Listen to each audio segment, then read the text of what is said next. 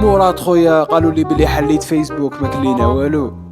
وشو يا جعفر نتوما غير الخساره معاكم في الزواج تاكلوا في الباك تاكلوا حتى في الجنايز وتاكلوا. يا ودي راني نقصر معاك قول لي غير اسمك باش ناجوتيك هذا ما كان. شوف ما تاجوتيني ما ناجوتيك جعفر ماشي نشوفك برا ونزيد نشوفك في الفيسبوك.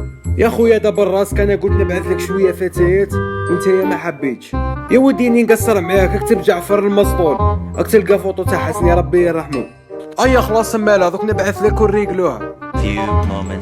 مراد واش راك دير علاه واش كاين؟